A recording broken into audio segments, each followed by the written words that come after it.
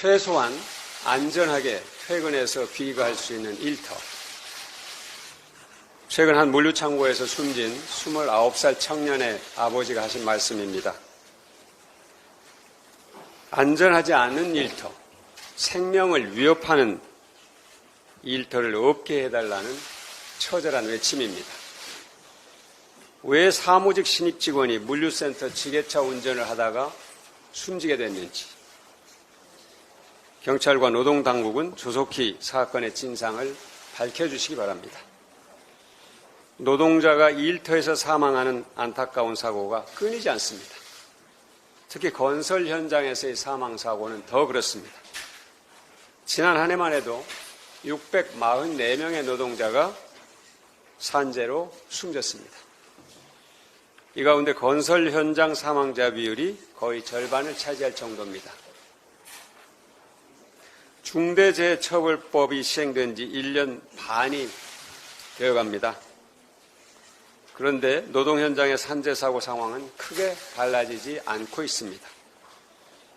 그럼에도 정부는 중대재해처벌법을 처벌과 규제 중심에서 자기 규율 중심으로 전환하겠다면서 법 개정 의지를 내비치고 있습니다. 우리 일터는 아직도 안전하지 않는 사각지대가 많습니다. 그래서 산업재해도 잦습니다. 이것이 우리가 마주하는 대한민국의 안타까운 현실입니다.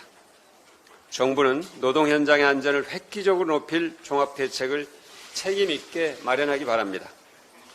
지금 정부가 해야 할 일은 중대재해처벌법 완화를 고민할 것이 아니라 중대재해 발생을 줄일 방안을 고민해야 하는 것입니다. 민주당은 사람을 살리는 입법을 중심에 두고 6월 국회를 운영하겠습니다.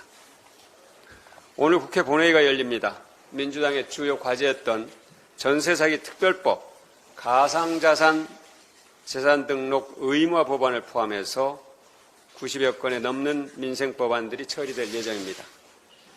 전세사기 특별법은 상임위원회에서 여야가 지속적인 협의를 통해 결과를 만들어냈습니다.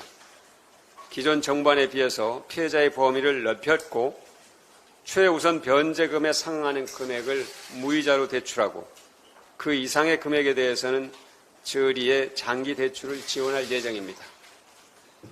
하지만 미흡한 부분이 많이 있습니다. 특별법이 시행된 이후 6개월마다 정부 보고를 받기로 합의했습니다. 법 제정 과정에서 다루지 못했거나 추가로 드러나는 문제에 대해서는 민주당이 책임지고 보완 입법에 나설 것입니다. 지속적으로 전세사기 대책의 빈틈을 메워나갈 것을 약속드립니다.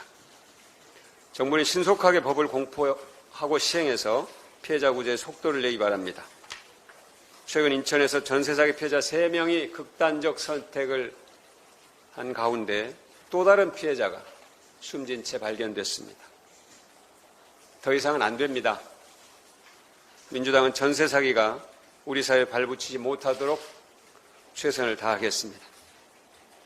가상자산 재산 등록을 의무화하는 공직자윤리법 개정안은 강제력이 있는 조치를 포함하고 있습니다. 법이 없어서 가상자산에 등록을 하지 못했다는 말은 더 이상 없을 것입니다. 같은 일이 반복되지 않도록 민주당에서 최선을 다하겠습니다. 감사합니다.